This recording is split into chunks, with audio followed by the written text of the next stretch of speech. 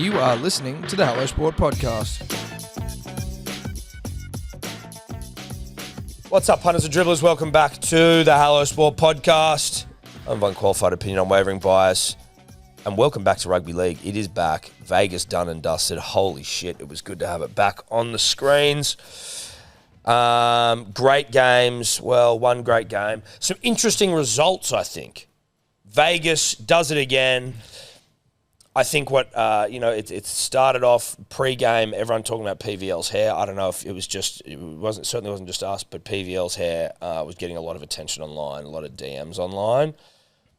I can tell you from seeing it up close and personal that that's 100% his natural colour, and I don't want to hear another word about it for starters. I know people think that we're the mouthpiece of fucking Vlandis now, and that, some people accusing us of getting paid, even Edward, to peddle his wares. If you thought that was true, shame on you, but know this, and this is not paid for by the Emperor of Rugby League, St. Peter Vlandis. That hair colour is 100% natural. Yep. And in terms of the hair itself, I also am of the belief that it is real. And I loved the haircut. Just start there. Start there. Sure. I think it's a beautiful place to start, Tom. I'll double down and reiterate your earlier comment. We're not on the take for big rugby league. We're not on the take for the Emperor, nor are we on the take for the grandson of God. I just want to start with that. Not on the take. Now, having open to being on the take, though. Well, listen. I mean, I'm open to be corrupted. Yep. So we may as well just put that out there now. We're corruptible. We're very corruptible for the right price, and I think we all are deep down. Having dyed my hair on several occasions in the name of content, Tom, having run the boot polish through it, I think I'm in probably a better position than most to cast judgment over St. Peter's hair. That's real. That's real. It's always been that colour. Yeah. He might be running a new mousse or a new brill. Yep. Right, that's going to bring out the natural colours that already exist in the hair. You just pump them up a bit. Just pumping them up a bit. I mean, he's always had jet black boot polish hair. Yeah. Always. And obviously he's gone for a bit of the high and tight fade on the sides. There's no hint of greys there. Obviously it's just skin. That's right. That we can see. I like when the boss goes high and tight. Same. And then party on top. It's Vegas. Yeah. So just clear that up straight away. Hair, 100% natural colour. And 100% real. And 100% real. And the haircut itself looks terrific. He's growing it out on top. This is a new PVL. This is I've lost heaps of weight PVL as well. You look good, you feel good, right? Like, he's lost staggering amounts of weight. Shout out to him.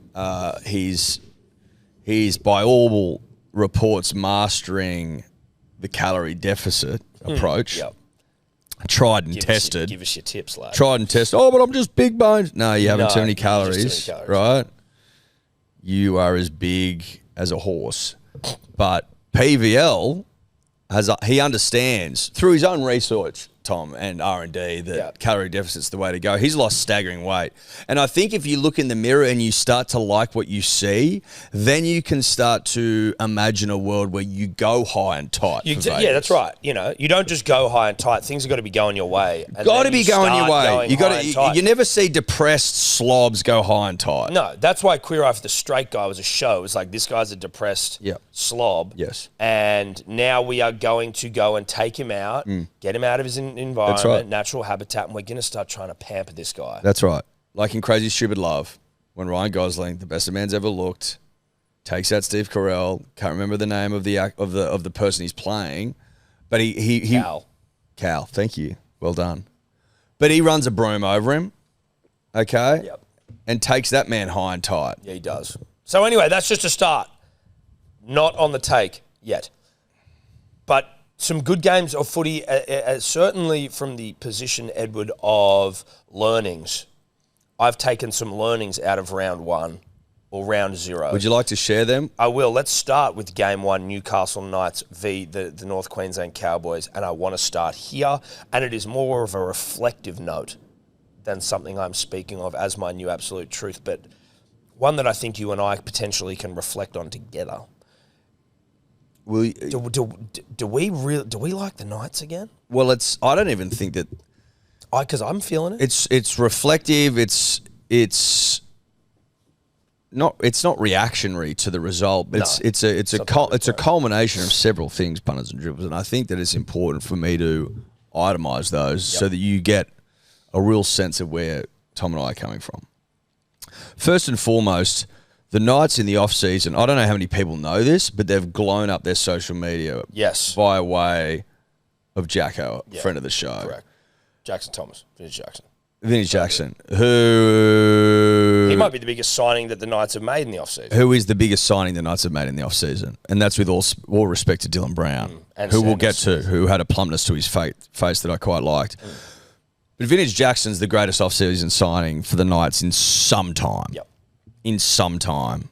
Like the collab yesterday as well, bro. Yeah, that was nice. It was just a nice touch. It was just out of the, it wasn't planned. You're like, oh, this is nice. Yeah, I'll do that. Yep. But the Knights, the way that game went, and really for the first however long it was until Fletcher Sharp went off injured, we were like, oh, this is fun.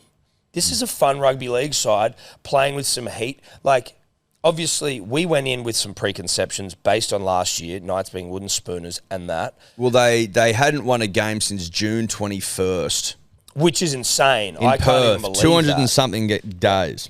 But what you saw was, if they can keep everyone on the park here, this is a pretty hot rugby league side.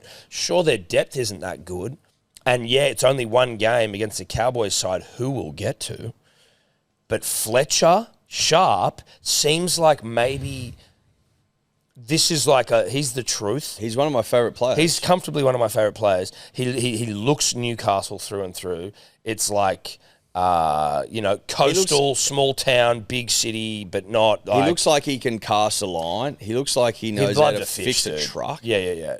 No, he could fix a truck, change tyres, oils, et al. Yeah. But he also he'd like to go fishing. He's probably got his own boat, high-powered, and he goes fishing. That's right.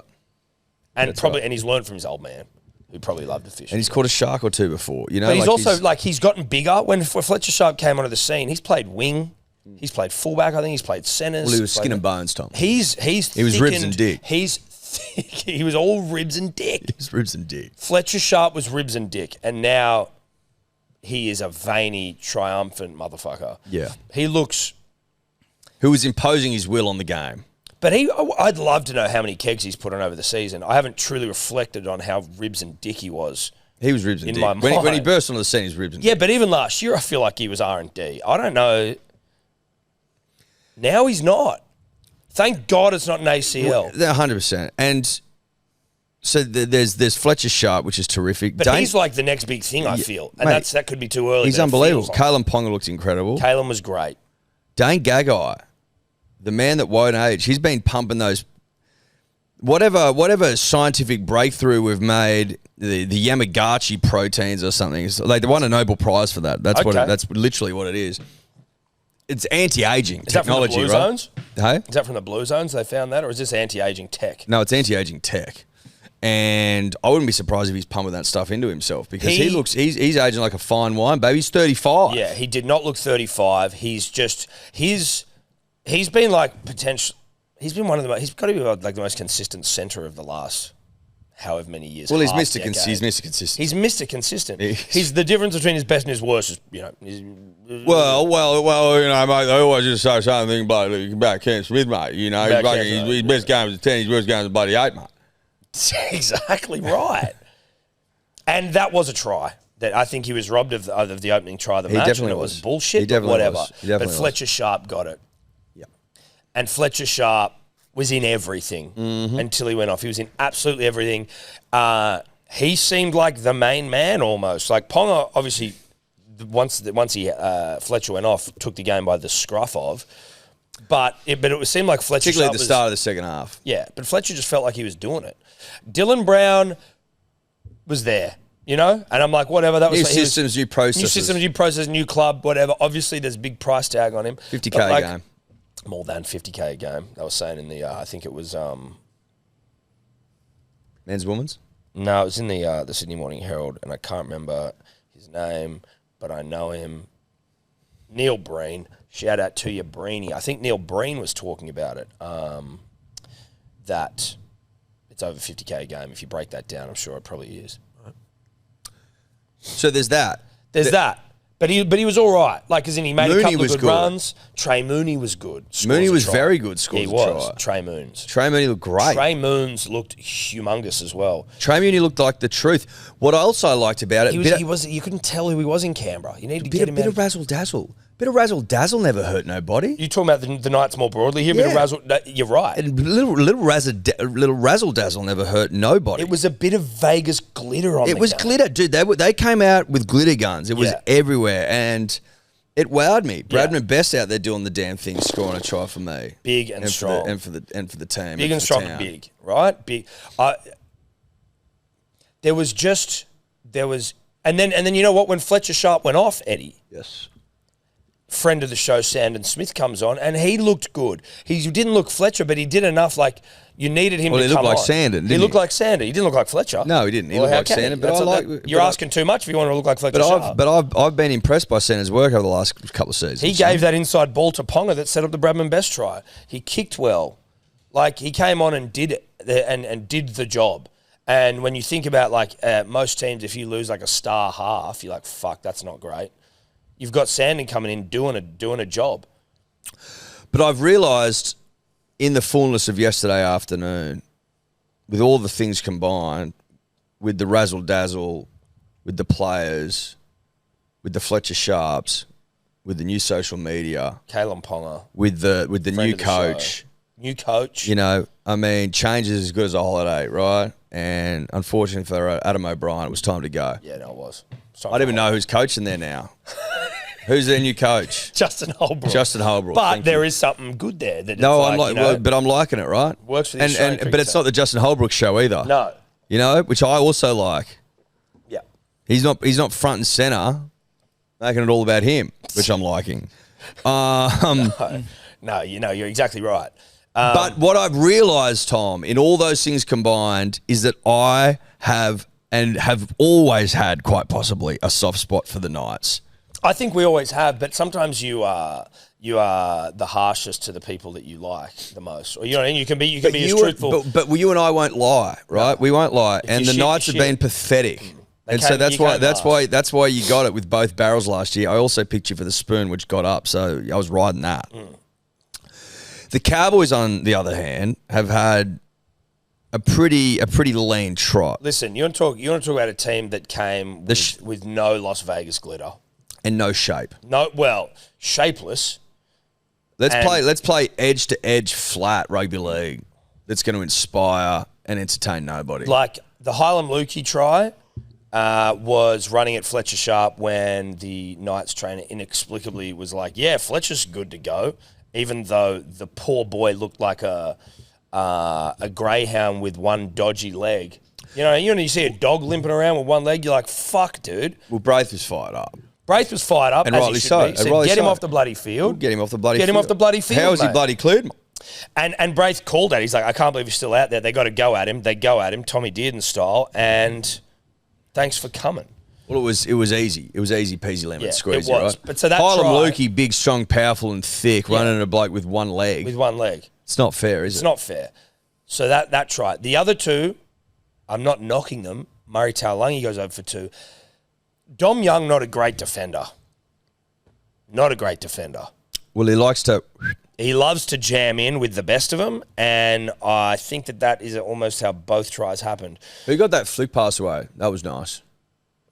The one that I remember is Jake Clifford's grubber through, and then Taulagi jumped for it. I can't even remember the other one. The Critter one?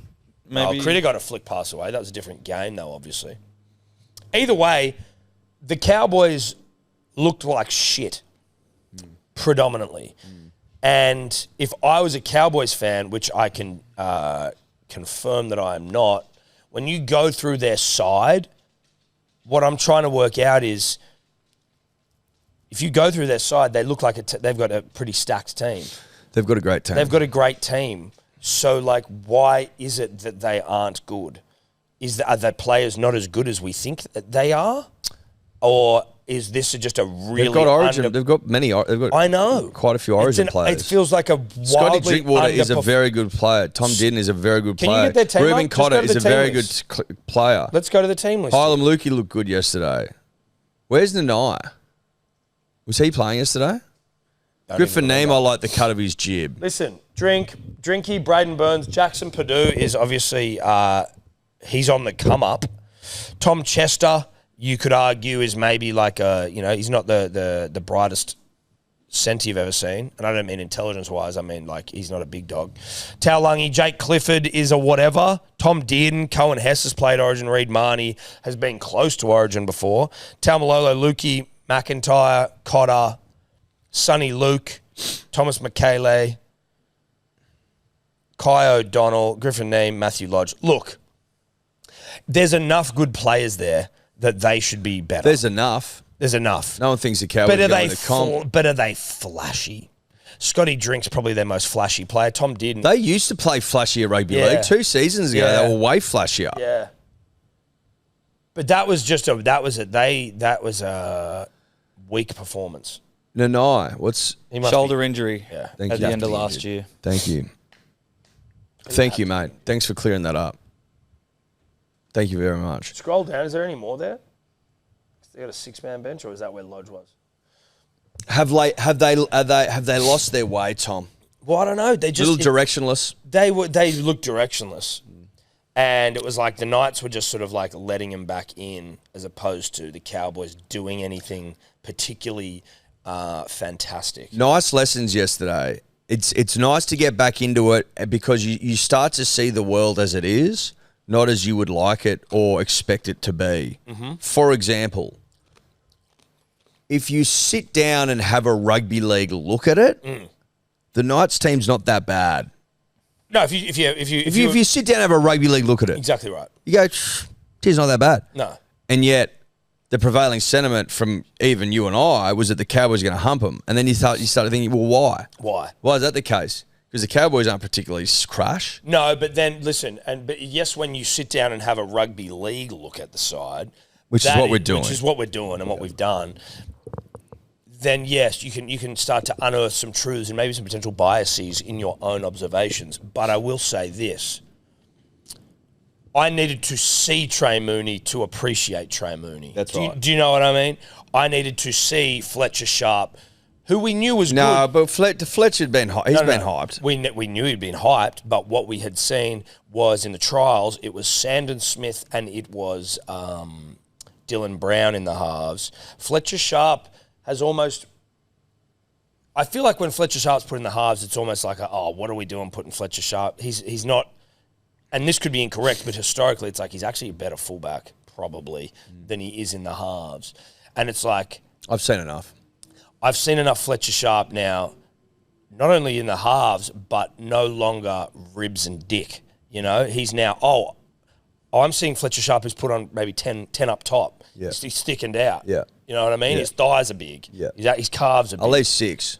But you know what I mean? There's a breadth, there's a muscularity, there is a rugby league maturity to the physique. Yes. You know? It looks like a man who's prepared to start digging into the lawn. Taking on the line. Well, he wants to dig into the lawn. He wants to dig in and take it on. You can take it on sometimes by digging into it. Phoenix Crossland looked good, 40-20 kick. You know what I mean? Yeah. Another year in dummy half, the 2-minute noodle hair.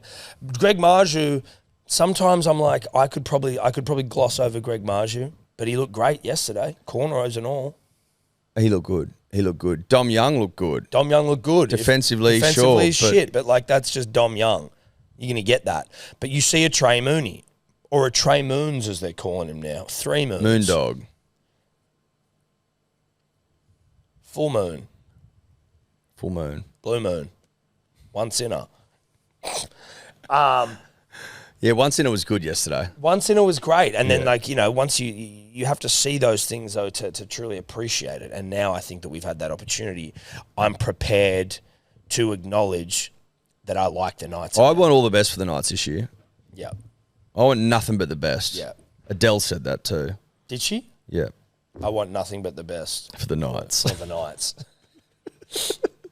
I think I also heard Matthew Johns heard of him say this on comms yesterday, who, by the way, I was saw excited, which was nice. I saw a photo where they get like all the Fox League crew together, and they're all sort of like it's like a point. Yeah, what would you say? Like a V. A V. Sort of Matty Johns at the front. Well, he's the head doyen. honch, right? Yeah. He's the main man, but in a beautiful suit. He just, it just looked.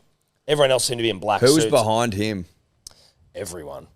Let's get it up. Yeah, I'm trying to find it now. It might be on like a Fox League Instagram. I might have seen it in Ganane, friend of the show's. Gave your old man a shout out and said that Billy texted him about the Richie Beno suit. Oh, did he? On the call, yeah. Wearing the bone because that's and what they were the saying. They off-white. were like, oh, bloody. Like Yeah. the dribblers were saying, oh, the Bill got a mention. It's a good suit. I'm glad me and my old man are on the same page here. I didn't know that. It's a fucking good looking suit. Look at that. Ganane right next to him up the front. Well, that's Not what nothing. Is that's surely they're saying something, right? Well, I don't know.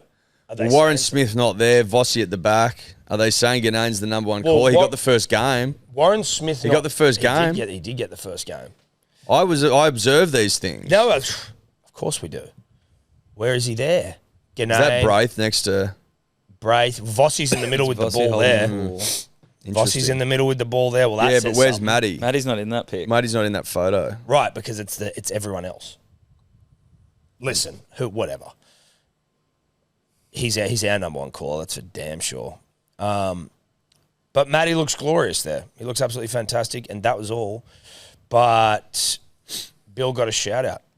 Good on you, Bill. I'm gonna have to send it to him. What'd they say about Bill? Oh, Matty was just talking about his suit and said that Billy Burm sent him a text referencing the Richie Beno style suit that Matty was wearing. Great. Love it. Great. Saying love that he loved it. Love it. Great. Love it. Should we move on to the next game? Is there anything else out of that game that we're forgetting? You Braden Burns sent off for the hit on Ponga, sent for 10. No, he's in mid-month. Yeah. Seems reasonable. Yeah. Mate, no issues with it. Didn't bother me. One iota. No. Mate, no, I don't think so. Nice way to start this. Ponga looked good.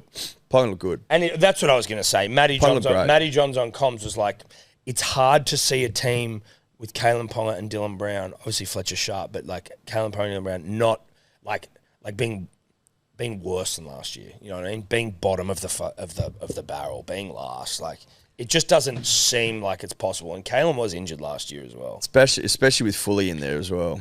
Well, now that you've got Fully, one sinner, 3 moons, Dark side of her.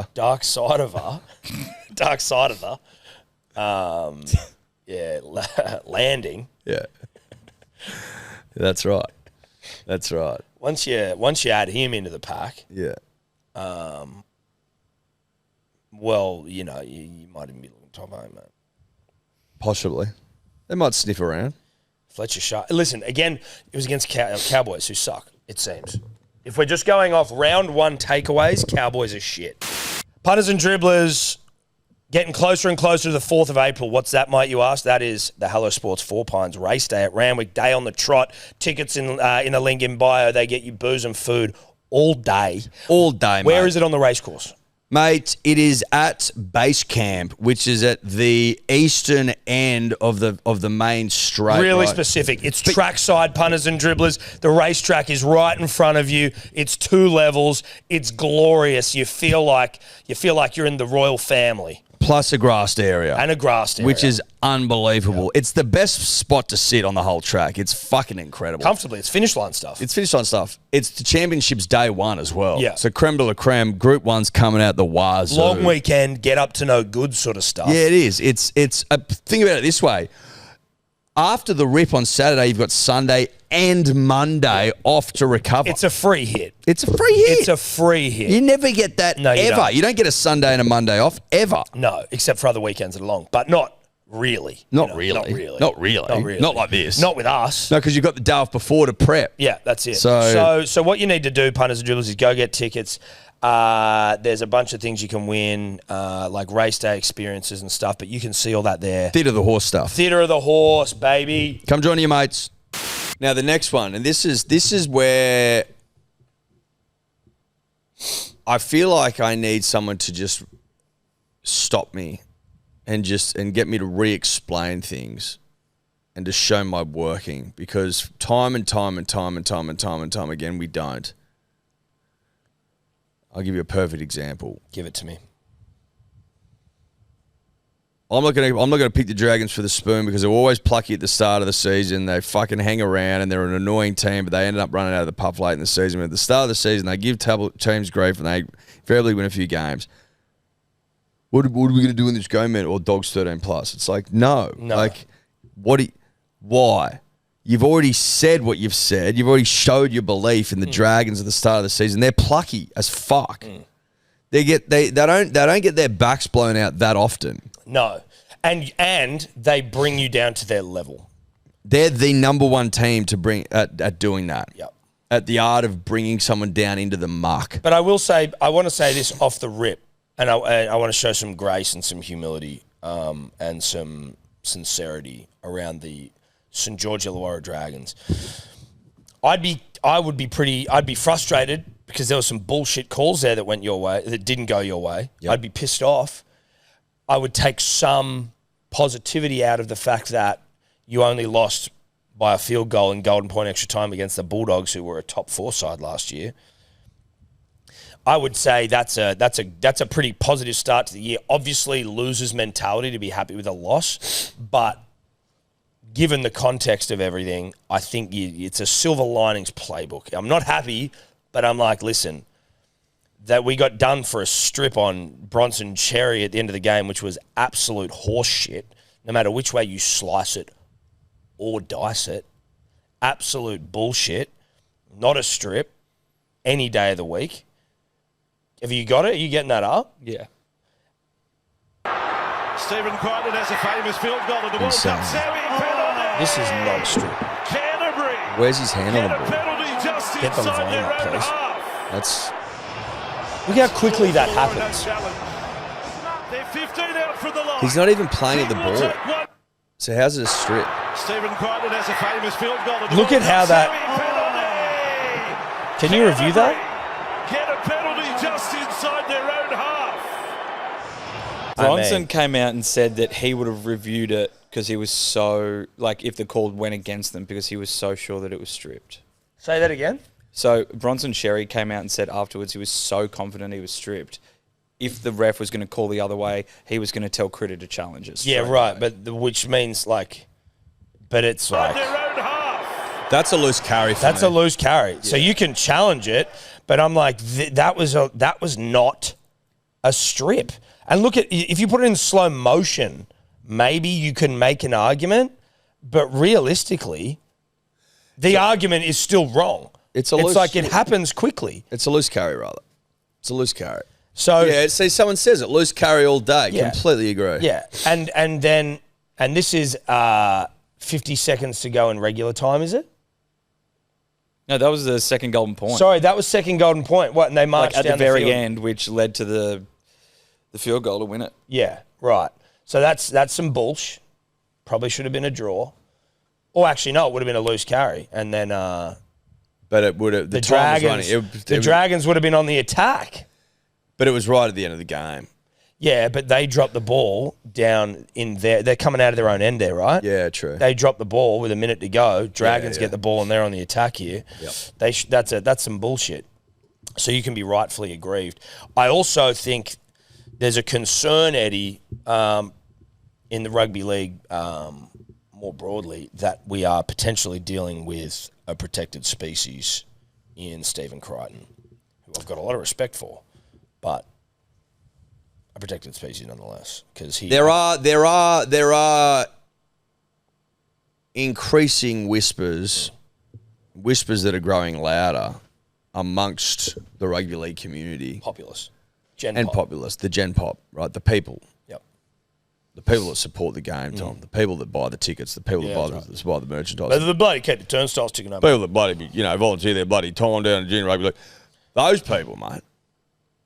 are starting to discuss over water coolers the fact that Stephen Crichton is consistently avoiding both the bin and charges. Well, he's been charged on several times, but he's always got off. I got to say that I thought that yesterday looked a bit like a bin to me. It certainly looked a bit. Has he been charged? Not yet. Not when I was reading this morning. But it could happen today. And I believe. I don't mind the protected species theory, but I'm also like with that particular one against Setu too, who's a great story debuting in the rugby league at 27 years old. The Dragons actually have a cool thing on their Instagram about his story. He's catching the ball and he's going to ground. Stephen Crichton, in fairness to the protected species, is pretty bloody low. Like, you can't get much lower. Your limboers would be proud of it. He's down low and he's go, go, go. As Setu comes down, like what is Stephen to do in that instance? What is he to do? Would the argument be that you've gone in too hot, son? Bit reckless, maybe. So it's like you got to go in. No, like maybe you need to have a bit more game awareness that Setu might go down. So you just got to come in. It's well, tough. I think we could you argue that you could take the steam out of it a pinch? Don't steam in. Yes, maybe you want to try and affect a tackle that could force a turnover. I understand all these things. If you're wanting to put pressure on the guy catching the ball, you got to come in fast. So he's like, oh shit, I'm about to get ironed out by Stephen As you Crichton. said, in fairness to the protected species, he gets pretty bloody low. But, like, is he trying to catch the ball there? No, he's trying to hit him. Yeah. He's trying to hit him. Yeah. I think that if people will see that this guy he was charged 3 or 4 times last season, something like that, and got off all of them. It's just another layer on top. Look at this here. We're looking at it here. Come down. Bang. Setu. He's low. He's definitely low. And Stephen's low. Stephen's low. But I'm trying to work out where contact to the head comes in, because I am also of the belief, Edward, and it is a belief, that contact to the head should not immediately mean that you get sent off. The context with which the contact happens has to come into play. I was under the impression that there was definitely a time where contact to the head didn't. It was stiff shit. Yeah, stiff shit. So they've clearly walked that back. Well, it feels like it. Or it's the Vegas clause where it's like, we're going to just let people get away with a bit more here. I've got to be honest with you. I do find it somewhat confusing. But yeah, also there's the big dog clause. Like Cleary, of course remember? there is. But like Cleary got sent for 10 in fairness. Braden Burns gets sent for 10. Of course he does. But Critter does not in Vegas. There's always been a big dog clause. There's always been a protected species clause. He's going low. He's trying to affect a tackle. I get all that, but he's still hit him fair and square in the bloody nog. Yeah, the noggin. What's can we read some of those comments? What's a little taste of contact with the head and still on? Keep it consistent. See, that's what I'm saying. Yeah. Protected species. He is the protected species. Is it because his shoulder? All the commentators jumping quick to defend Crichton straight away. If Nelson was still playing, that's 8 weeks right there. That's what it feels like. Hudson Young would be deported if he pulled this off. I sort of get what you're saying. Yeah. Hudson Young is actually an Australian national, though, so I don't know that you can deport him. Well, the rule needs to change that if you decide to duck your head, that's on you. Well, is there any responsibility on the ball receiver, the man catching the ball? Don't just drop the arse out of it because you've got Stephen Crichton down low and going. What did you say, Will? Does it look like his shoulder hits the shoulder and then bounces up, or his arm? Like maybe slightly. Are we serious? Which is like the mitigating circumstance. Are we seriously trying to tell Setu 2 here to just stay upright? He's got every right to go to ground with that ball. If a guy's breathing down your fucking neck. No, for sure. I guess what you're trying to work out then is like context. Does it mean well, let me ask you this. Can Crichton not just flop on him there? Look how quickly he's coming in. And maybe that's the problem. that the protected species is coming in too quick. Look, you're not going to jump for the ball. He's trying to he's trying to snap the ball out of his arms. That's what he's trying to do. So maybe you look at it this way, Tom. You go, okay, Crichton, you can steam in, guns blazing, and if you get the timing right and you hit him clean, the ball might pop out. But if you get it wrong, you're off. Isn't that generally speaking what the rule is anyway? If you want to jam out of the line, you better get the tackle right. Yeah, you got to get it right. He doesn't need it. Is most of the contact maybe, and this might have been what you were saying there, Wirama, like his chest to the shoulder and the arm sort of swings around? Well, what hits him in the head is the arm, and you can see the arm bounces off his shoulder and up to the head, which might be why he stayed on the field, mitigating circumstances. Thank you, Wirama. That's why you need several sets of eyes for these things. Yeah. I'm in camp protected species. I'm in camp protected species, and I'd like it known that the world we live in is that there are protected species. There just are. Well, of course there are. You know? Of course, but there needs to be. There needs to be. And that's because, and this is no disrespect, and I'm not like, there's only one Stephen Crichton in the NRL, and he needs to be protected. That's right. Whereas, and no disrespect to you, Braden Burns, there are lots of Braden Burnses. There are lots of Braden Burnses. That's right. And so we don't need to protect Well, there's them. heaps of them. There's heaps. Because he's a great first grade, he's a very competent first grade player. It was Stephen Crichton, he's like a white rhinoceros, right? There's like two That's left. it. There's like two left in the world. We've got armed arms around them. We've got to have them constantly surrounded, right. and sometimes you've got to cut off their horns just to make them a little less Braden palatable Burns to the is poacher. giving like rabbit. Rabbit, impala, caribou. Cicada. Well, no, he's not an insect. Jesus Christ. Well, there's lots of them. Yeah, but I'm talking about the savannah. Okay. You know what I mean? Oh, you would talk savannah here. Well, we're talking about rhinoceros. And I think if you say cicada, that's maybe a little disrespectful. Well, because I don't think the cicada's playing NRL. Well, it's just more about the fact that there's lots of them. Yeah, I know that, but I'm saying I'd like to give Braden Burns maybe a more... Or antelope. That's where I'm going. An antelope. Caribou. Something that's going to get killed by a rhino, you know what I mean? Or a lion. Hyena. Yep. Yes. You know? Better? Yeah. Happy? Well, I think it makes more sense on the savannah. Right. So, yes, does Stephen Crichton need to be protected? Yes. But then I want my white rhinos protected. Do you know what I'm saying? If you're going to protect Penrith's white rhino in Nathan Cleary and you're going to protect the Bulldogs' white rhino in Stephen Crichton, I need you to protect Corey Waddell. That's right. Paul Bryan. Yes, Paul Bryan.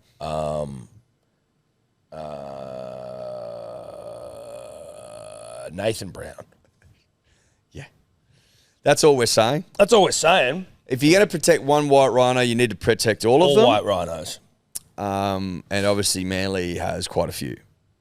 We quite literally have a white rhino in Tommy Turbo. He's as white as a rhino gets. But the dogs, I tell you, the dogs got dragged down into a bit of a shitter. But I'll say this. Wasn't the best game of rugby league I've ever watched. No, it wasn't. It wasn't a good game of rugby league. Jacob Preston's first try was fantastic. He's a beast. Puts a step on bloody Gutho. He is a beast.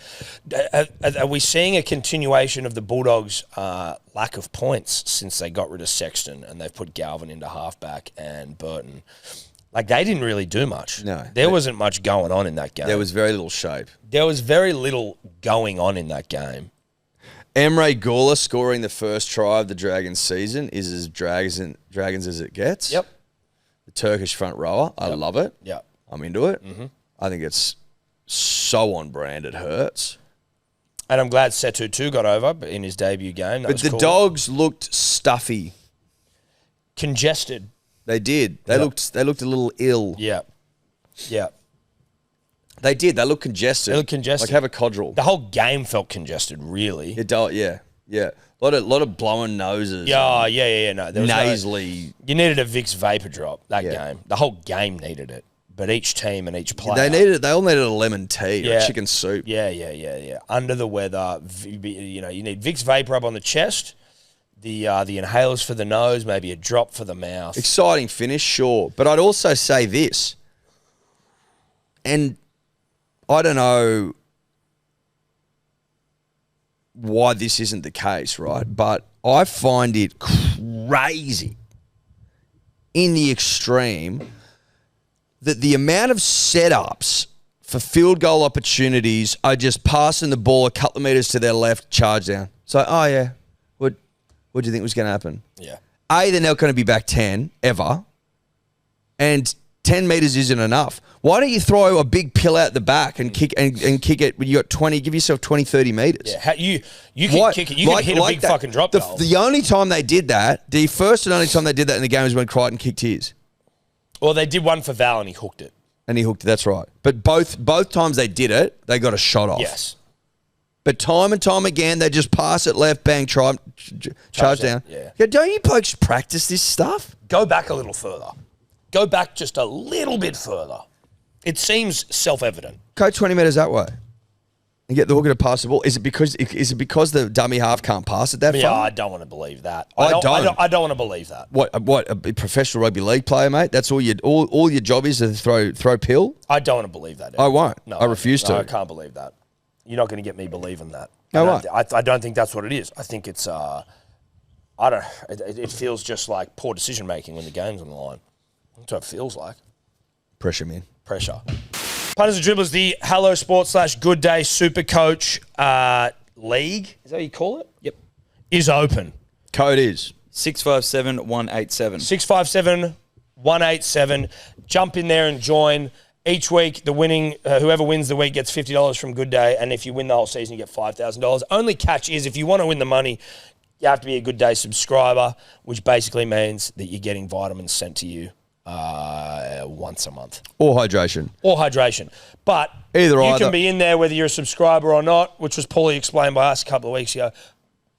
But you can't win the money unless you're a subscriber. Bing, bang, boom. Jump on in, though. 2 games done already. I've got to finish my team.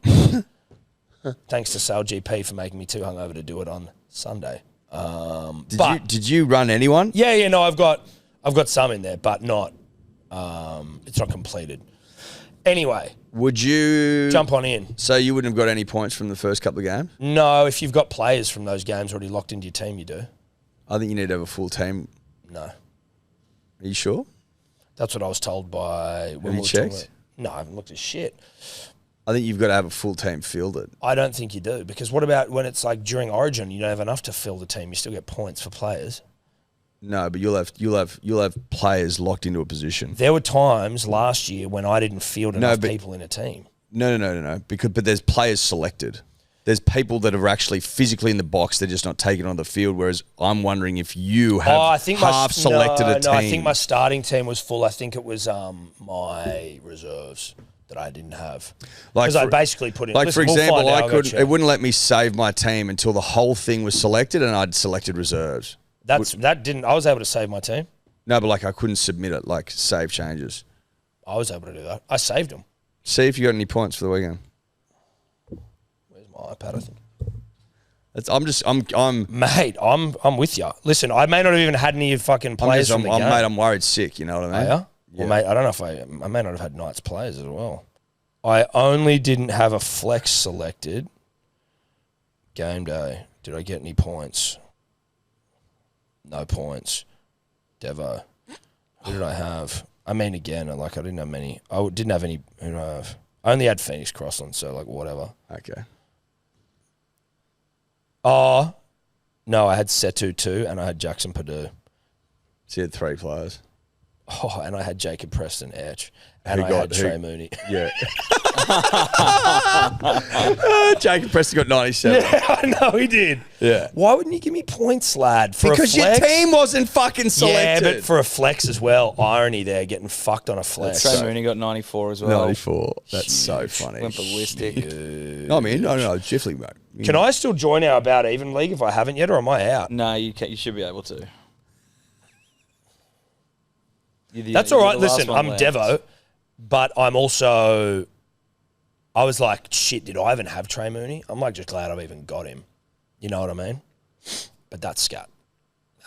It's starting off the right way, though. You know what I mean? And I had Tom Chester. But he was on the bench, so that's all right. Anyway, also selected no reserves. That's some bullshit, dude. We love it. Yeah, we love it. We love it. All right, let's move on. Join. Now, I mean, this was addressed last week, at least on our socials, but I don't know how I'd feel if Anthony Seibold came out and goes, "Yeah, we're probably not going to win the comp this year," which is what Flano did. Well, I wouldn't be surprised if that's half the reason they lost. That to me is like, you did that video and then there are obviously some poon dogs in the comments being like, "What do you want him to do, lie?" And I'm like, kind of. Yeah. Yeah. Or say nothing. Well, don't tell me that you think we're not going to win it. Just keep that like. If my opinion is not correct, why did he walk it back? Did he walk it back? He came out saying they could. Then he came out saying they could win. Did he? Yes. When? Didn't we look? We looked at that yesterday, didn't we? I don't know whether he said, "Oh yeah, maybe after the game." Did he? In the presser. In the presser? He might have said that he thought they could, or that. Unless I dreamt that, I'm sure we saw something like that yesterday. He was talking about them not getting the rub of the green. Try find like Flanagan walks back comments or something. I just don't think that that's what you want to say publicly. Because when the whips are cracking like they were yesterday, and you're in the fight of your life, maybe somewhere a little voice starts going, "Your coach doesn't think you can. He doesn't think you much chop." Doubt, mate. 1%ers. When the Roosters got the snake oil salesman in, remember what he was saying? You had to speak in absolutes in the press. Yes. Yeah. It felt. You can't. It felt super unnecessary. Yeah. Before you've even played a game, you know? And Flano does that a bit. You know, he shit on Lockie Ilias in the presser. Or he spoke very forthrightly and genuine, like, about Lockie Ilias in that presser last year. He has these moments. But it's like you just don't need to say you're not going to win the comp. If you want to get really, really fair income about it then, and you want all the coaches to be honest, do you want every single coach bar like 3 or 4 of them to be sitting in press conferences going, "We can't win"? Yeah. He's like, but, you know, hopefully we win a few games. Like, that's... We didn't say that. He said, hopefully we win a lot of games. Well, okay, whatever. That certainly sounds better. But it sounds better than hopefully we win a few games. Yeah, no, you're right. And that's fair. And listen, in fairness to Shane, better give the correct fucking reflection of what he said. But, like... Is this the updated comments? Yeah. Updated comms. We have a good footy team, he said. What I said, I think in hindsight, I probably shouldn't have said it. Yeah. See? Yeah. That's right. What I said. Yeah. Shut up, mate. We're supposed to. Gotta be honest. Which man's gonna do this shit? Shut up, mate. I was right. You were wrong. He shouldn't have said it, but flip the coin over. If I say that we're going to win the comp, there's going to be as much criticism as probably more. We've got a good football team. Well, you don't say either. That's what I was saying. Don't say either. Don't say anything. We've got a good football team. Our club's on the way up. We're ready to go out and we're going to compete this year. We're going to be better next year and better the year after. We're a big club and we're on the improve. So look out, jump on board or get off. Right. You could have said he's literally been like, I either had to say we're going to win the comp or we wouldn't. I'm like, no, you didn't. No. There's a third option. Well, you know what the third option is? Cut out strike the whole first sentence and go, we've got a good football team. Our club's on the way up. We're ready to go and we're getting ready to compete this year. We're going to be better next year and better the year after. That's all you need to say. Yeah. There you go. Beautiful line there, Beautiful. Shane. That's a ripper. Yeah. I particularly like the bit where you said we're going to compete this year. That's nice. That's good. You don't open with, we can't win the comp. That's the most defeatist shit I've ever heard. What are we fair income? Yeah. But before that, though, he'd even doubled down on them again. Wait, he doubled down on that we can't win the comp? Yeah. Fuck. Okay. But then he's had to walk it all the way back. And now he's walked it back. So this is in between. We haven't said we've got a plan, but obviously we've had a lot of new staff and new players come in. Keon coming in next year. We'd like to think we're going to get 2 or 3 more signings. I'd love to say that we're good enough to go with the big dogs this year. We'll win a lot of footy games this year, but I'm just realistic. Don't set stupid expectations. So it's a stupid idea that they're going to win the comp. which it is. If I said to Danny that we're going to win the comp, that might have got more attention. No, it probably wouldn't have. Every side would be saying finals without a doubt, and we're on that as well. Finals is every team's in this competition. Yeah, right. So just say finals. Listen, whatever. That was before. We haven't said we've got a plan. Listen, I don't know what's I appreciate this about Flano, is that he's not super media trained and almost like prescriptive in his responses. He says he's interesting to listen to talk. And, you're going to get comments like this with him because he shoots from the hip a little bit and he says what he thinks. It's not a great one. Who gives a shit ultimately? But I'm like, you have to acknowledge it. If you hear a coach being like, we're not going to win this, you're like, wait a second. The thing for me, a little bit, is that his media sensibilities can be exposed sometimes. Yes. Right? Like media, speaking to the media, engaging with the media, getting your message across through the media is an art form. Mm. Would Wayne Bennett ever say that? You wouldn't think so. He's never said it. You know what I mean? Wayne Bennett, when they lost all those troops at the start of last year, was probably thinking, we're no hope of winning the comp. As it was, they got third last. He would never come out and say that. You speak to He just says fuck all, Wayne, if he's got nothing to say. You speak to, like, I reckon if you spoke to every team, every, like, little coaching, at the start of every season, it's like, we're actually, mate, we've been doing pretty good. Everyone's impressed with, like, how their team's gone in the off-season until the season starts, and it's like, oh, actually, we're shit. Or we're really good. Or, like, our thoughts have been realised, or it's like, oh, actually, no. All those things you're saying in pre-season. Mate, I'll use an Edward Simpson analogy, if you don't mind. Rowing, year 12. We're training the house down in the off-season. Training the house down. Yeah. It was basically the same squad that we'd had from the year before. We're older, we're stronger, we're heavier, we're wiser, we're, in theory, more talented, right? Because we've been there, we've done it, right? We've got this new thing on the bottom of the boat that's supposed to be registering speed, and it's looking good. We're looking quick. Yep. Real quick. Yeah, right. So you're excited about it. So you're pumped. Yeah. And you're telling people, if you stuck a mic in me mouth, we're unbelievable. We're tracking beautifully. We're no stone left unturned. Yeah. House trained down, etc., etc. All the metrics stacking up. You get to race day and you get absolutely pumped, absolutely fed, and then you realise that the dumb little thing you had on the bottom of the boat was it wasn't bloody registering properly, or it wasn't synced up right, or whatever. So you've been lied to. It's not till the whips are cracking. It's not. You see what you want to see in pre-season, and then you see what you have to see in the season. That's right. And when you can't see anyone behind you or in front of you because everyone's fucking ahead of you, then it's revealing. So I remember that was tough. Yeah, that was really, really tough. So see what you want to see. See what you want to see in pre-season. Yeah. But now the season has started, you have no choice. You see what's there. You see what's there. You see what's there. And I'm looking forward to the rest of the games going on this weekend coming up. I'm pumped for that. Who's Thursday night? Storm Eels. Storm Eels. And then Waz Roosters. Broncos, Panthers. Oh, fuck yeah, dude. Rugby league's back. Saturday, Sharkies, Titans, Manly, Brookie. I think I'm going to try and get to that game. Seagulls, Raiders. Dolphins, Rabbitohs. Fucking oath. $1.92, it's saying. Well, it'll be even money for Seagulls, Raiders. Love it.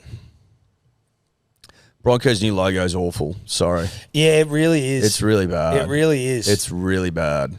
It really is bad. It's shocking. It's like, even when you look at the Bulldogs one, you're like, whatever. No, it's not great. Mate, the Broncos one's awful. Yeah. After a premiership year as well. It's really, really bad. I'm not into it at all. No. I feel bad for Sorry. him. I don't really feel bad for him. But I don't. that's no, a fucking. No, I don't really feel bad. I don't feel bad at all. You just want to comp, but that's an awful logo. Punters and Dribblers, we're brought to you by our good friends at Ned's. Good to be back punting on rugby league with Ned's. It's good to be back. It's good to be back punting on rugby league with Ned's, let me tell you, especially when you start off the first game with a bang. I've picked up right where I left off, 0 bets all weekend, it is what it is. You got to know that going in, but it's just good to be able to get back to brass tacks with rugby league, and the same game multis are where I like to get my work done. That's right. Shout out to those that joined the Vegas pot. Yep. We had a crack. We fell short of about even. We fell short of parity. We fell short of making money, but we didn't lose all the money. We didn't lose all the money. You got some money back, but obviously room for improvement. Room for improvement, which is always a good spot to be in. About even, we'll be back this week. You can see all of our bets for the weekend of rugby league coming up, and obviously when we're doing it with no one but our good friends at Ned's. No, that baby. Thank you to Ned's. What's gambling really costing you? For free and confidential support, call the number on the screen or visit the website. It was great to have the NRL, the media circus return to our screens last week. You had Braith and the boys in NRL 360 jammed into the back of a car, squished together for the return of the show in Vegas. What I did find funny or interesting, and it's been reaffirmed today, and we touched on this last week, I think, but the out-and-out media assault on Michael Maguire and him being under pressure at the Broncos after he's just won a comp, their first in 20 years, and I can't help but feel like they're out, not them specifically, but just like there's something is out to get Michael Maguire here. Like, I can't understand how you can win a competition and be so under the pump from the media the next year when nothing has fucking happened except Payne Haas has left. So this is the first NRL 360 that was back, the first one of the year. You literally, and you're onto our big breaking news, right? Like, you literally, in the days before, have had the Parramatta Eels forcing Matt Tripp from the Storm, Vlandis and Abdo to have to be cross-examined in court. And they start with Payne Haas signing with the Broncos. It's obviously a big story, but it's not brand new. Well, it's old. It's an old news story. In the quick, fast-paced nature of rugby league media, it's an old story. It starts with Payne Haas signing with the Rabbitohs, and then quickly just becomes all about Michael Maguire. And, well, there's a lot of reasons why, Payne Haas probably gone, but you can't ignore the fact that, there's a lot of whispers coming out of the Broncos with Michael Maguire and his training methods and all this sort of shit. And it's like, yeah, but, and it's not so much that those guys were saying that he should be under pressure because of these things, but just the mere acknowledgement that he is under pressure because of his training methods. To me, I'm like, if you've just won the comp because of your training methods, in some small part at least, then if you're hearing whispers that players are unhappy, I would imagine the criticism should fall on the players more. Like, you've just won a comp with this guy. It clearly works. What do you want here? Do you want to win competitions or do you not? Like, shut the fuck up. Are his training methods really hard? Yeah, but they get results. There'd be that many players in the NRL who would literally eat feces off of a toilet seat. Don't know why, but to win a premiership. Well, there'd be blokes who'd be willing to do more than eat feces off a toilet bowl, to win comps. Yeah. I'd do it for a Manly premiership. I'm not even playing. Where the line is, it varies player to player, right? But you'd imagine that they'd be club getting to club, in club to club. That's right. But you'd imagine that some blokes prepared to get up to some really uncouth stuff in order to get a premiership. I'm reminded, Tom, in this moment of the Michael Jordan documentary, where it was clear to all and sundry that he was an absolute tyrant to train and work and be around, right? But you put up with it because you're winning all the time. Yeah.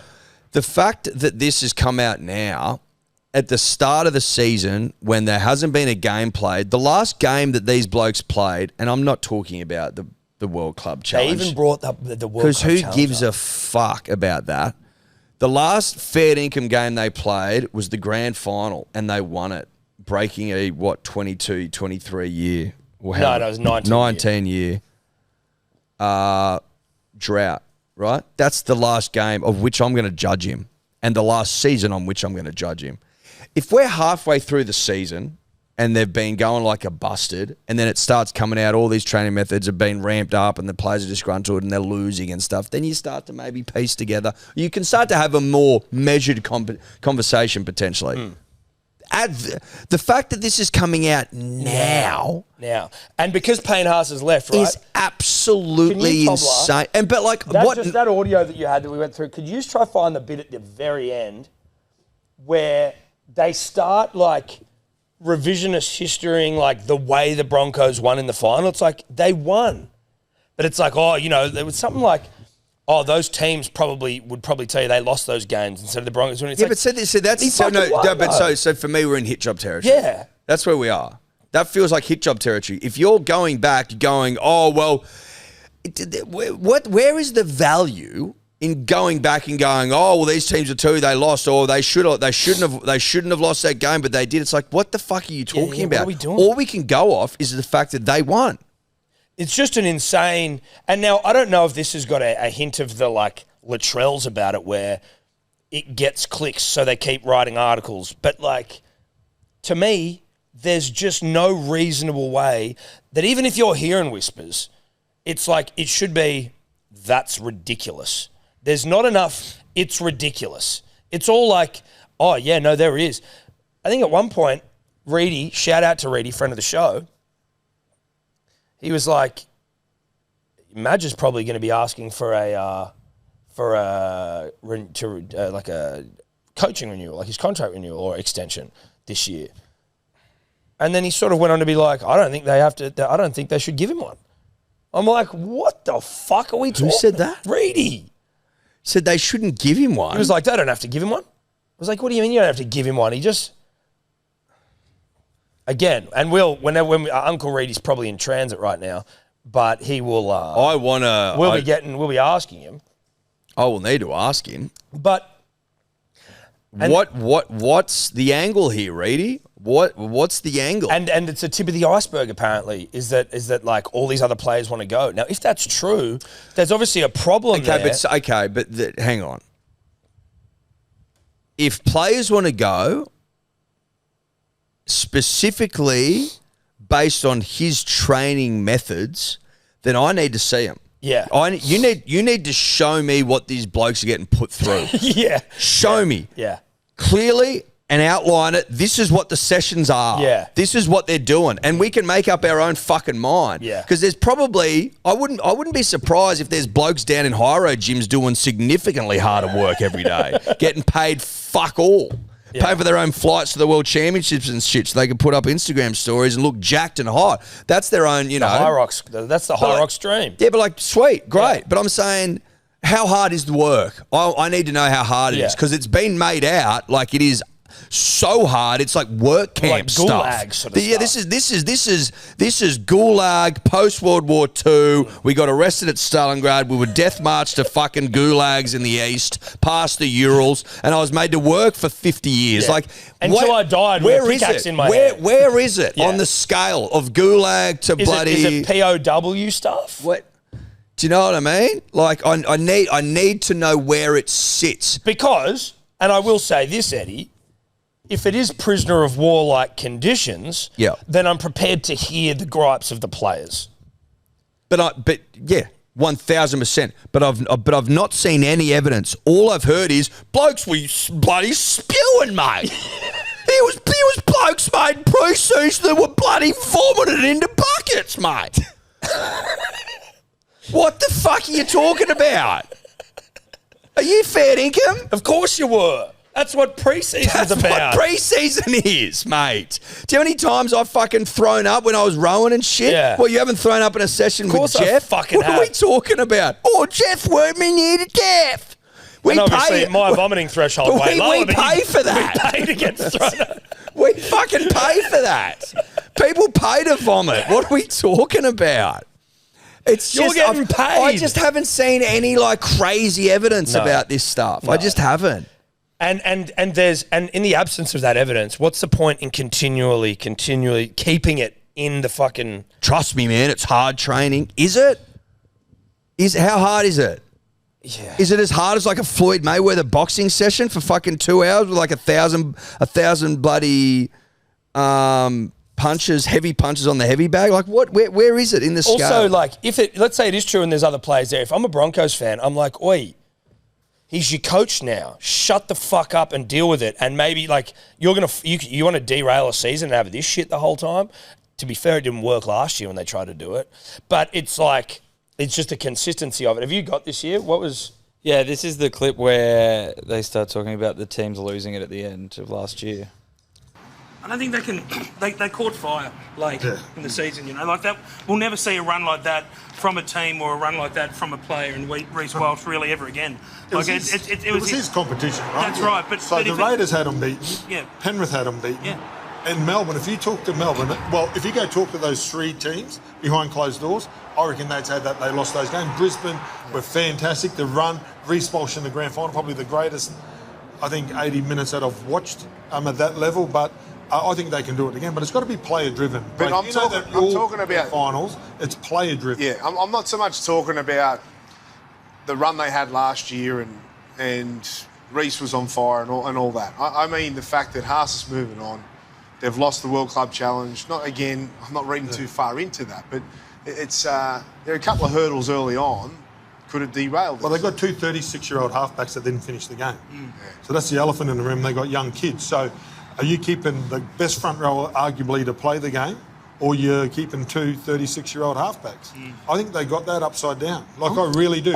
Payne has to be at that club, and he's not now. So they got to move forward. So they got to see, not this year, this is their last chance to dive through the premiership window. I'm not overly concerned for them, bro. I think Payne is sort of guy who... Wasn't Payne asked signing 1-year extensions for a while to keep his options over? He's been in the Right. He was almost going to R360. Yeah. Like he's been looking around for a while. Yeah, he has. We've been talking about Payne Haas potentially going to another club for a couple of years now. Yes. So it's just not enough for me. I get that you would want Payne Haas. Like if you lose him as a club, it's like that's not a good look, right? As in, you lose your best fucking player and arguably the best prop of all time. It's not to say that that's not a good look for the club. Obviously, he's come out and the reasons I've heard, given his super complex family dynamics, seem pretty reasonable in terms of their explanations. Unless there's something these blokes know that we don't. Well, of course they could be, right? They're getting the whispers and they're saying it without saying it. But it just feels like they did it last year and then they won the comp and then it started again before the season's even kicked off. You're just a bit like, it doesn't, if you know, it feels, the thing is as well, like they can just be reacting to mail they're getting, right? I'm not at any point here inferring that Braith, friend of the show, Reedy, friend of the show, Webby, friend of the show, Gordy, friend of the show, are in any way axe grinding or themselves doing it. But something feels like there is agenda driven with Madge here. I don't know where it's coming from. But this morning we wake up after Vegas and on Fox League, MG's been quoted about Madge. And I'm like, they didn't even fucking play on the weekend. This got posted 3 hours ago. Mark Guy, what I do keep hearing a lot is Madge's name being mentioned, but not in positive ways. Yeah, that's all anyone. Mark Guy and Michael Maguire's coaching methods. That's all anyone's hearing. All we've ever heard for the last couple of decades is that Craig Bellamy's pre-seasons are brutal. Yeah. But it's never said in a negative way. I need someone to explain to me why his are worse or different. Like the only sort of touch points we got is the Ben Teo story when they had to divide black rice and white rice. Well, it sounded awful. It did, but they won a comp. That's the thing. But you know, I don't. All I'm saying is we're sitting here in the dark, and Madge Maguire is being consistently and repetitively badgered in the media before the season's even start, and they just won the comp, and it's confusing to me. And that's all I'm saying. That's it. You know? MG. And no one from the media is coming out and saying, this is why. Let me show you. Yeah. So, they could go, for example, most teams, if not... So, the other 16 teams will do this in preseason, for example, and the Broncos have done this. Right? Like, show me... And maybe you can't. Maybe, like... You're working. Show me you're working. Because you keep... It's coaching methods over and over and over and over and Which over. is That's vague. repeated. It sort of allows you to criticize coaching methods. What do you mean by that? Give me more detail. Crazy. I just find it crazy. And also maybe a little bit boring as a subject matter. Like, if He just led arguably the best finals charge in history, won an Origin before that, the season before that. Typical Sydney media. Well, it's actually interesting. I wonder what if he's getting shit on in the Courier Mail, because we don't see that. No, we don't. But again, it's on NRL 360 for starters. But even this, like them quoting MG on 2GB. 2GB, I believe, currently still owned by Nine. Like, these guys don't even mention each other's shows. Like 100% Footy and NRL 360 don't even name each other. It's like, Jerry Evans said on another program, another show, when they're like, oh yeah, fucking Tony Mestrov called up a Fox show, and yet they're quoting MG on a Channel 9 fucking radio station. It's actually now owned by the Laundy family. Is it officially owned? Has that changed hands yet? January 2026, it changed hands. Well, there you go. That makes sense then. Because I was like, good God. I knew he'd purchased, but I wasn't sure whether... she'd changed hands. Yeah, whether she'd changed hands. But again, it's like, you can't knock Mark Guy for saying that, because of course that's what he's heard. Everyone's hearing that. It's just more like, why? I'd kill to be a year out, like to have just won a premiership and know that my coach is absolutely burying the players. I'd be like, yep, back to it. It's very, very interesting. And you just wouldn't see the same rhetoric in other industries. Like in investment banking, is someone going, oh, no, mate, they work too hard. They work people to fucking near to death. Yeah. Like people leave the office at 3 a.m. and get back at 6. Yeah. Like people are sick all the time and shit. They literally, they work them to the fucking end of their bloody tether. Yeah, exactly. Gulag stuff. These blokes get a couple of days off a week. Registered days off, RDOs. Yeah. And the off season. I just want someone to show me what's so How hectic. hard is it? Yeah, how hard is it? Is it his personality as well? Like, is he seems like a reasonably nice dude. But it's always coaching methods.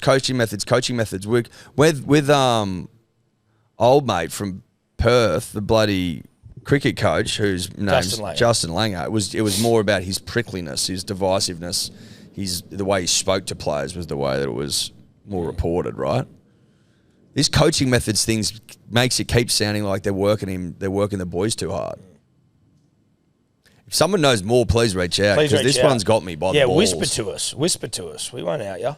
No, we won't. Parramatta are not fucking around with the NRL. I'm into it. They've subpoenaed PVL, Abdo, and Matt Tripp. So they've all got to go to court. I'm into it. Let's see what...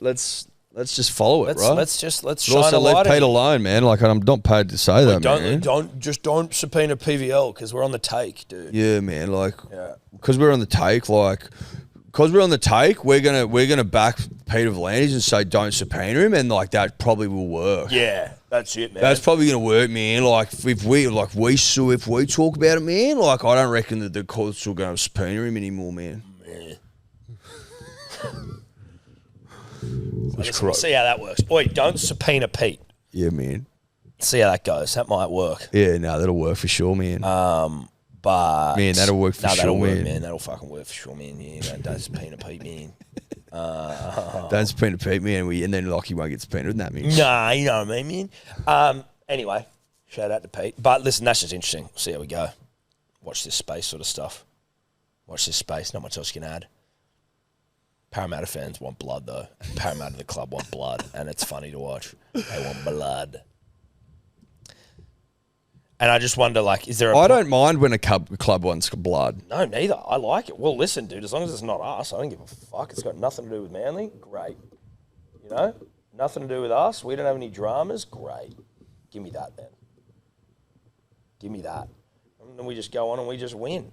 That's all that really matters. But it's also like bit of drama. Oh, there's drama, mate. There's drama. And so, just before we bow it, I just want you to sort of just enlighten me. What is it that the Eels want?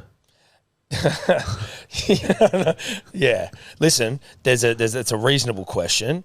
What part of what they want is something for Zach. Right. So they're like, if you want Zach, then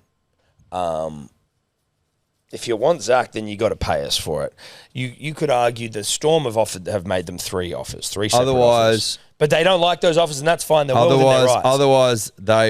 Otherwise he can't play. They're not going to let him play rugby league. Yep. Okay. And they have taken it to court because they believed that they needed to take the NRL's influence out of it. And so when they see the text from Matt Tripp or I don't know, maybe it wasn't Matt Tripp, but they text from the Storm to Abdo being like, can you put a fire under him? Yeah. Justin Rodsky, the CEO. They're like, well, fuck, we don't want the NRL to do that. Obviously, the NRL want Zach to be playing rugby league. Yeah. Get that. That's fine. It's hard to know with it until this all comes out, as we've said before, but like that text message in isolation, to me, could be justified in other ways. Like, obviously it's not good, as in like if it was something to Manly, you'd be like, fuck off. You kind of need to define what are reasonable terms for the Eels. What do we think is reasonable for the Eels to get Zach Lomax, for them to give Zach Lomax to the Storm? What is reasonable? And I don't really know what reasonable is. Are the courts deciding what's reasonable? No, I don't know what the fuck they're deciding. I think maybe they're deciding the specifics around his contract and whether Zach is trying to be in breach of contract. I think that is what the courts are deciding. But if you just for a second, if in the interest of trying to understand or trying to land on what is reasonable from the of an offer for the Eels to get, the Storm have put forward 3 different offers, 100, 200, 300, I think, and in one of them they're taking Madison, which I would imagine means the Eels would be breaking a contract with him. Not a big deal. But let's just say the most recent one is reasonable, then can you justify the Storm messaging the NRL and being like, mate, can you fucking put a rocket up? I'm like, we're putting a reasonable offer forward. If the offer isn't reasonable, the third one, then that request almost isn't appropriate because it's like, well, you haven't given them a good offer, so don't go start asking the fucking NRL. Put a good offer on the table, and then if they're still not reactive, then the NRL could be like, you could be like, mate, can you help us out? Do you know what I mean? I do. And so unless you know whether the offer's reasonable or not, which I don't, it's sort of hard to work it out. But the Eels aren't happy with it, so we'll see what happens. Everybody getting subpoenaed, dude. Everybody. And it's been delayed, hasn't it? Well, certain ones have, because Matt Tripp's in Vegas until the 11th of March, and then PVL and Abdo are obviously still over there. So it'll be after that, which means that he ain't playing this weekend. Ooh. He ain't playing Thursday night. No, was never going to. No, but that was a talk. Anyway, it's all interesting, all a bit of fun. Not for Zach. No, limbo land for him. Full limbo land. Now, punters and dribblers, we did just spend a bit of time talking about Zach Lomax, and maybe some of that is kept in and still relevant. But as we've just finished the podcast, apparently now Parramatta and Storm locked in final last-minute negotiations to try and avoid Supreme Court. So, and I just read one comment being like, oh, Parramatta talked a big game. It's like, maybe they just were using it as a tactic to get what they want. It's like, yeah, we're going to subpoena all you motherfuckers if you don't give us what we want. Supreme Court expensive, I would imagine. Yep. And not a good look for the game as the season's starting. It would drag the fuck on. No one needs it. And so they'll be like, give us a player, or it's not happening. Give us more money. It's pretty simple. So, to be honest, if Parramatta come out as getting what they want, I'm like, they've actually played this very well. Oh, we'll be able to run an eye over it, depending on what people get. Yeah. You'll know. We'll work it out. But it's like they've gone hard in the paint here. Sorry, not fucking with us. I sort of respect it. I do, for sure. So they've been negotiating all night, and the trial was set to begin this morning, but the lawyers for both sides have asked for more time to try and keep... the trial was meant to be today. It's meant to start today, yeah. And so they've been negotiating all night. Negotiating all night, it's crazy to me. I'm like, surely this is so simple. Yeah, mate, yeah, like they're probably drumming it up. They've been negotiating all night. Like, what? How much do you go back and forth on shit? It's one thing, isn't it? Pretty much. Like, give us this. This is what we want. Give us one of these things, or it's not happening. You know, interesting. It's not some super complex deal. No. You're not buying a tech company or something where you got to, you know what I mean? It's just like no, it's not. But it is rugby league. Yeah, well, you're right. Forgive me. Yeah. Forgive me. All that right. was silly. No, it was. It was a silly take. Should have known. Anyway, don't know how this thing fits into that whole chat, so I can't remember what we said, but it's in there now. Punters and Dribblers, the podcast this week brought to you by our good friends at Good Day Multivitamin. It's the number one multivitamin in Australia, Tom. Did you know that? No, I didn't. Well, it is, mate. Is it really? Yeah. 5-star reviews, 1,583. Now, this is a ripper from John F. Best decision, 5 stars. Love your work. He's also got a nice photo, Tom, which I can't show people through the audio wave. No, of course. Was a bit skeptical about how something like this would work, and it has proven me wrong. First of all, the taste was a big hit for me. Most time these things lack flavour or clump up, but this is smooth with a great taste. Having given up coffee for the month to see how my energy and mood changes, the results have been amazing. My sleep has been 10 times better. Recommend to anyone. Love that. Love that. That's just a nice, good, honest Australian review. It's a review, dude. Take it or leave it. It's a good, honest review. BeGoodHealth.com.au, punters and dribblers. That was John F. Code dribbles 10% off. Pair it with a sub for 20. Yeah. Shout out to Tom Slingsby and the Bonds Flying Roos for having us the Sale GP on the weekend. Good fun. It was actually fantastic. Really good bit of fun. Saturday, sun was shining. We get down to the boat. Broke our drinking ban. By day. Yep. Little bit hungover. So I'd broken it the day before. There you go. News flash. You know what I mean? Yeah, but it's the same 24 hours. No, exactly. So whatever. I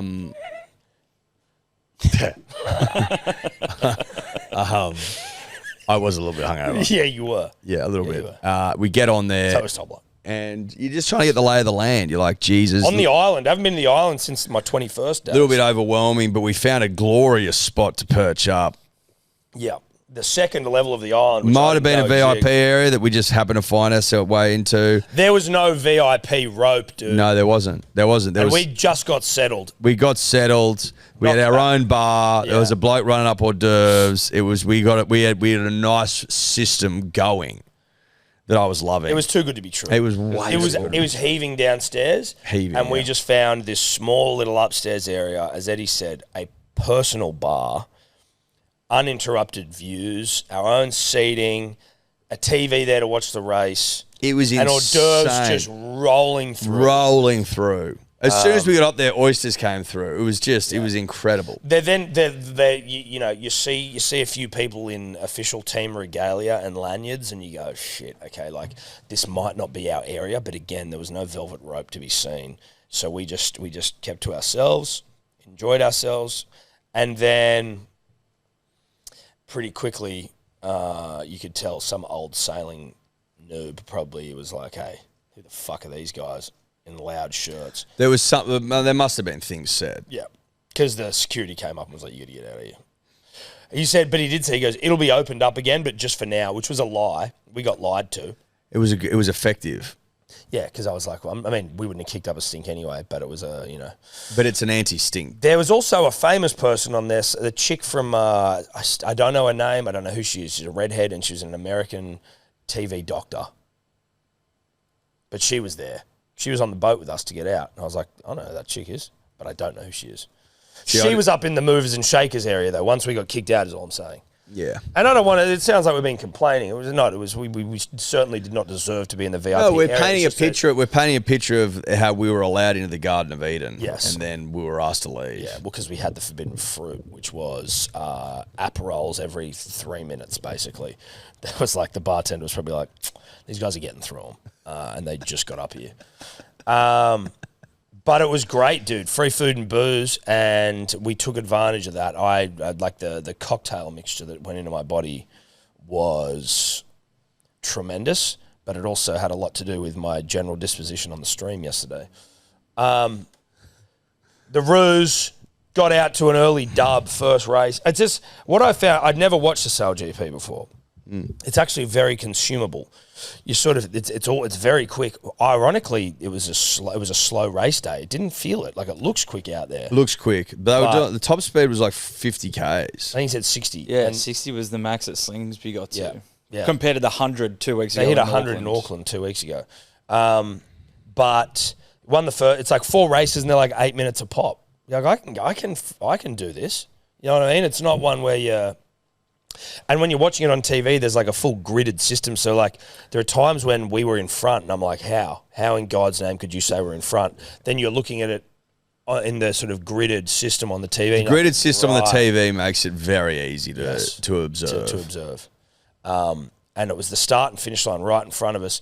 And when we win the race, Slingsby brings that boat straight past the island to Yip and Yahoo with everyone. Oh, yeah. That was good stuff. Yep. We get on the boat. And we're enjoying ourselves, hors d'oeuvres and the like, and then we get asked to commentate the final race, which, look, it took me off guard. I knew that I had a lot of cocktails between that final race actually starting, and I wasn't going to slow down for anyone. But I was like, okay, I guess. You can't say no when you're on the boat, can you? No, you can't. And we brought a bit of luck to it, though, Tom. Well, we did. He won the final race. Because they won the final race, although Sunday didn't go their way. No. I saw the Yanks on a popping champagne, and that made me sick to my stomach. We didn't even make the final. No. After we left day one second. Well, thank God we only went on day one then. Because for us, it felt like a win. It felt like we won the whole thing. It did, because we won the last race and we left victorious. Yeah. But I was dismayed to see that the things didn't go their way. No. And I'm like, the Yanks didn't throw a shot. No, the Yanks looked awful on day one. Awful. Anyway, thanks again for having us. Because I thoroughly enjoyed it. I had a great time. I actually had a ball. Shout out to Tom Slingsby, one of the Shout greats. out to Tom Slingsby, one of the all-time greats. And we will play golf at Wakehurst. Sooner rather than later. Yes. I don't know if you know this, but Powhatan, Alex Pereira, has vacated his light heavyweight world title. Going up? Going up. Oh, yeah. Going up. The whispers are... time has arrived. The whispers of the White House card. Great. To go Which for is the when? three-peat, mid-year. June, July. I wonder if it's around... Is it around the bloody 4th of July sort of vibes? But yeah, dude. Yeah. Wow. Yeah. So that's pretty horny stuff, right? That's incredible. And then not knowing who... It won't be Tom Aspinall because he's still out with his eye. So they're like, will it be for an interim world title or will they strip Tom Aspinall while he's out and just make it for a real one? Who's he going to fight? Is it going to be John Jones? Is it going to... If it's not John Jones and it's not Tom Aspinall, who is it? Cyril Gahn again, who just keeps getting title fights even though he's not winning anything? Bring John back. Well, yeah. Where's John at? John wants the White House. He does. Yeah, but he's fucked around with the Tom. He fucked him around last year. Is the general... Give me Jones Pereira. Give me a mega fight. John Jones will walk through him if he does. Give me a mega fight. Yeah, John Jones will walk When was the last time we saw a mega fight? It's been a while. Yeah, probably has been. I can't even really remember. Do you know who else there's whispers are though? Probably Islam, Volk. Islam and Volk, maybe. Do you know who else they're talking about though? And this. Like honestly, if you want to talk about Piggy at the content trough, please, Daddy, content gods, please. Connor Nate 3. Oh, dude, come on, give me Connor Nate 3. Like we're running out of time for that to be a thing. It's the end. Like, this is it. You have to do it now. Yeah. Surely. If you're going to do it.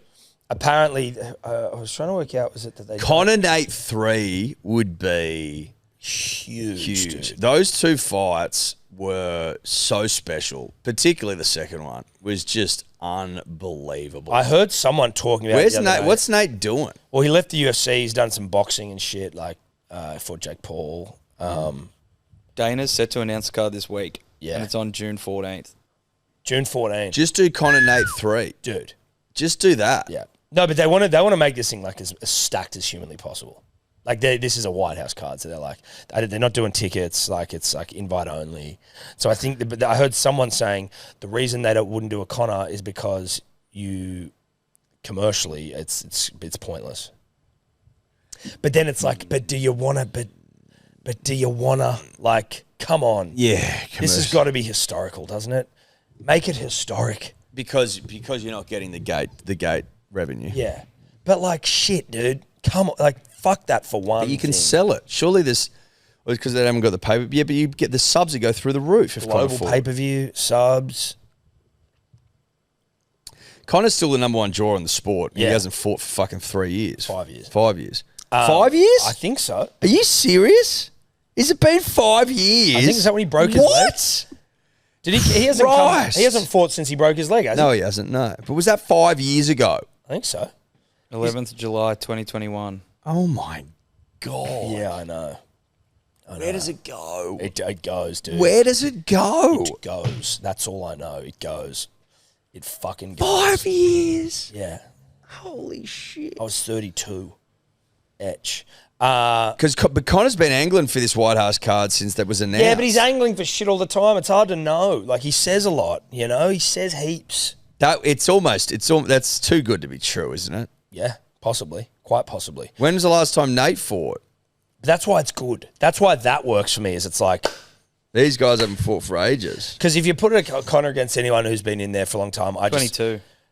I think that it kind of gets fucked up by anyone who's had any semblance of recent fighting. Two old dogs, mate. Even when they talk about Michael Chandler and they're like, oh yeah, Michael Chandler's a good matchup for Conor. I'm like, yeah, but he's been fighting. He's been dogged, you know? Can I be honest with you? Bit of a yawn. Michael Chandler does nothing for me. No. The only fight I want to see Conor now fight is Nate. That's and I heard someone saying it's actually, they think it's a bad matchup for Conor in that Nate is a goddamn, you can just bash the shit out of him and he won't get stopped. Like everyone talking about Max's chin.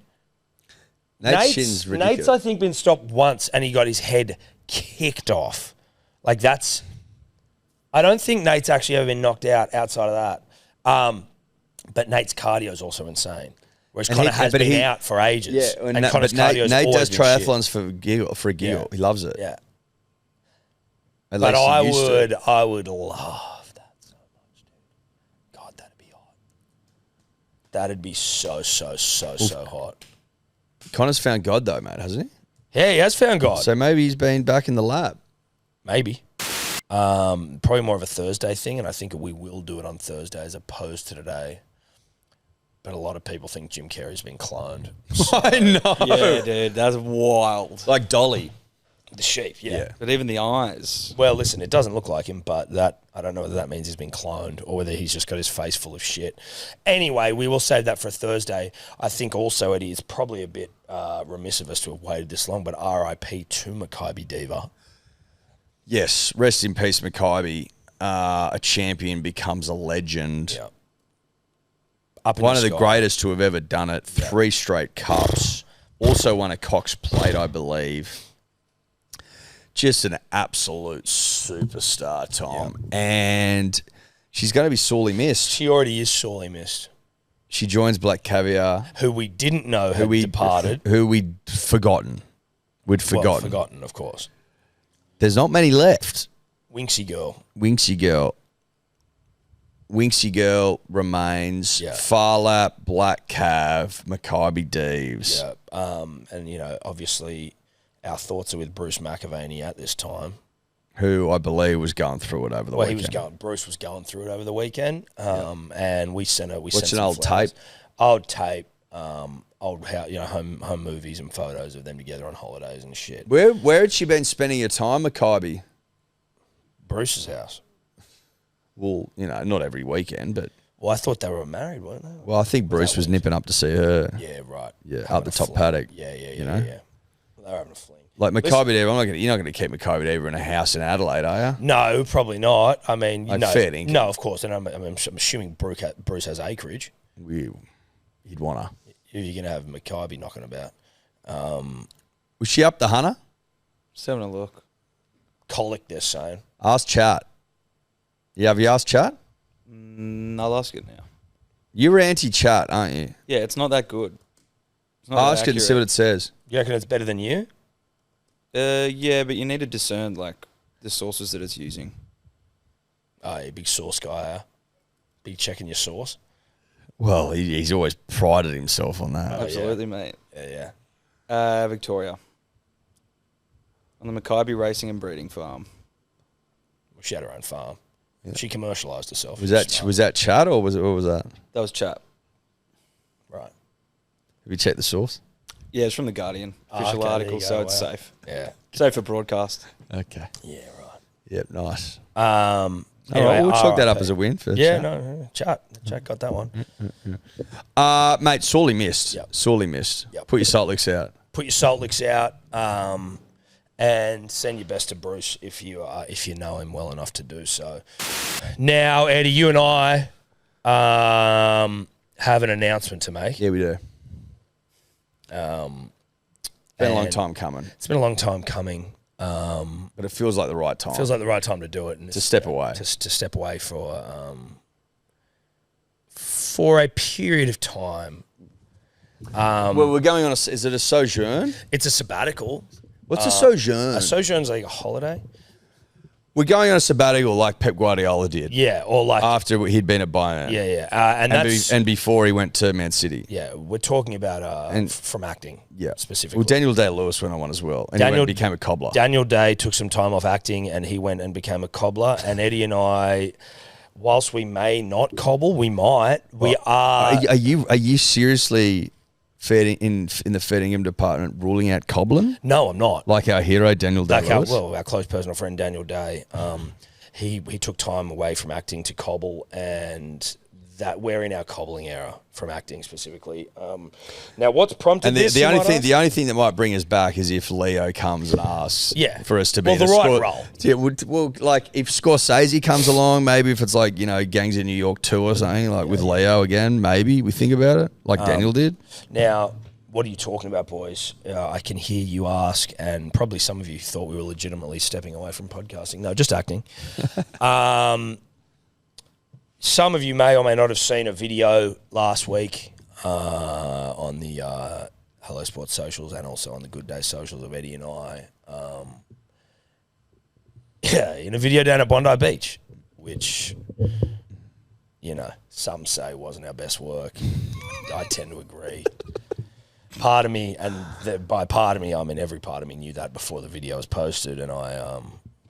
persevered. Well, we had to, basically, for a number of reasons that don't matter, but we had to. And one thing's good is that, it's a reminder to anyone on social media is that if you just don't look, then... Well, I haven't watched it. No, I wouldn't.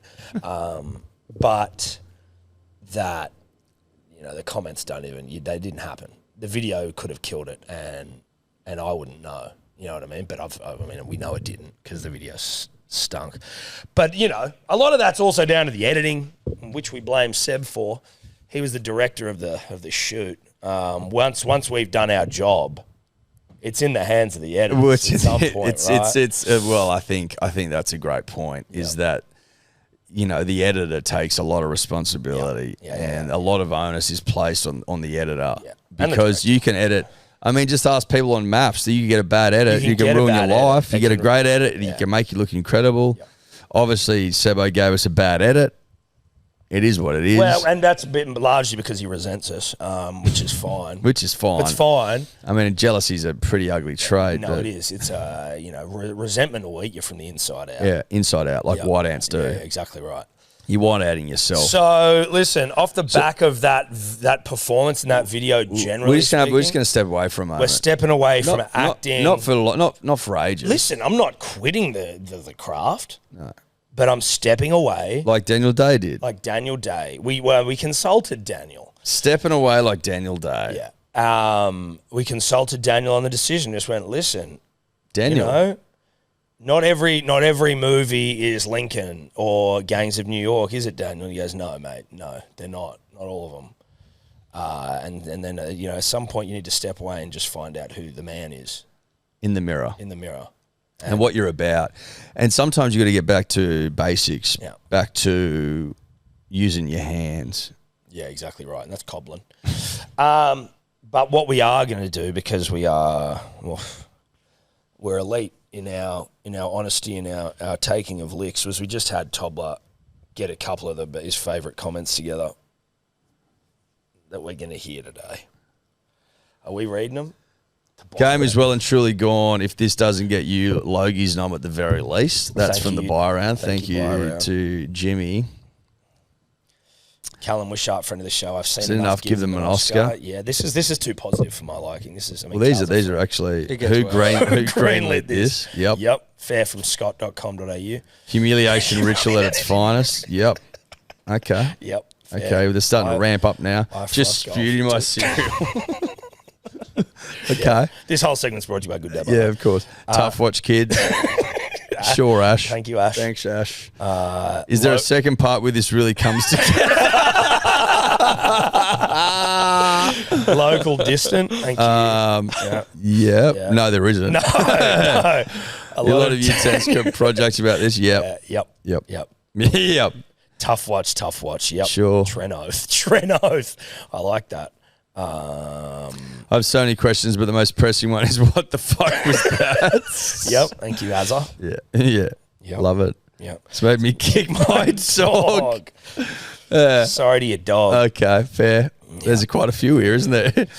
Too busy for the DMP. Yep.